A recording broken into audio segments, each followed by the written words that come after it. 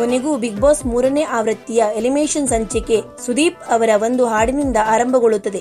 ನಂತರ 6ನೇ ದಿನ ಬೆಳಗ್ಗೆ ಪುಟ್ಟ ದೇವತೆ ಕಿನ್ನರಿಯೊಡನೆ ಬಿಗ್ ಬಾಸ್ ಮಾತನಾಡುತ್ತಾರೆ ಮತ್ತು ಅವಳ ವಾಸದ ಅನುಭವ ಕೇಳುತ್ತಾರೆ.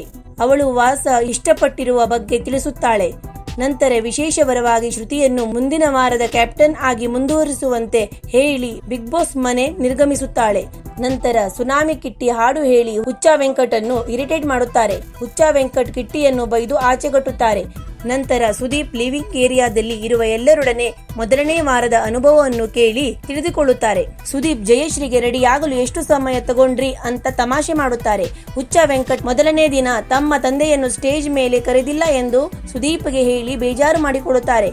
ಸುದೀಪ್ ಸಮಯದ ಅಭಾವದಿಂದ ಕರೆದಿಲ್ಲ ಎಂದು ಹೇಳುತ್ತಾರೆ. ಪೂಜಾ ಗಾಂಧಿ ತಮ್ಮ ಕನ್ನಡದ ಬಗ್ಗೆ ಮನೆಯೊಳಗೆ ಎಲ್ಲರೂ ಗೇಲಿ ಮಾಡುತ್ತಾರೆ ಎಂದು ಹೇಳುತ್ತಾರೆ.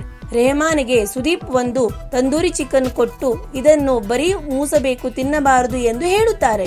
ಶ್ರುತಿ ಮತ್ತು ಮಾಸ್ಟರ್ ಆನಂದ್ ಜಗಳ ಮಾಡಿದ ಬಗ್ಗೆ ಒಬ್ಬರಿಗೊಬ್ಬರು ಮಾತಾಡಿ ವಿಷಯ ಬಗೆಹರಿಸಿಕೊಳ್ಳುತ್ತಾರೆ. ಹುಚ್ಚ ವೆಂಕಟ್ ತಮ್ಮ ಹಾಡಿನ ಕಾವೇರಿ ಅವರ ಜೀವನದಲ್ಲಿ ಬಂದ ಹುಡುಗಿ ಎಂದು ಹೇಳುತ್ತಾರೆ.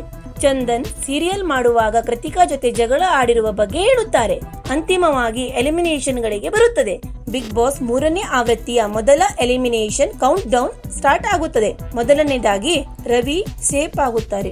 ಮತ್ತಿರುವ 3 ಜನರಲ್ಲಿ ಸುನಾಮಿ ಕಿಟ್ಟಿ ಸೇಫ್ ಆಗುತ್ತಾರೆ. ಕೊನೆಯದಾಗಿ ಎಲಿಮಿನೇಟ್ ಆಗುವುದು ಮತ್ಯಾರು ಅಲ್ಲ, ಅವರು ಮಾಧುರಿ ಇಟಗಿ. ಕೃತಿಕಾ ಸೇಫ್ ಆಗುತ್ತಾರೆ. ನಾಳಿನ ಸಂಚಿಕೆಯಲ್ಲಿ ಏನಾಗುತ್ತೆ ಎಂದು ತಿಳಿಯಲು ನಮ್ಮ ಚಾನೆಲ್ ಸಬ್ಸ್ಕ್ರೈಬ್ ಮಾಡಲು ಮರೆಯದಿರಿ.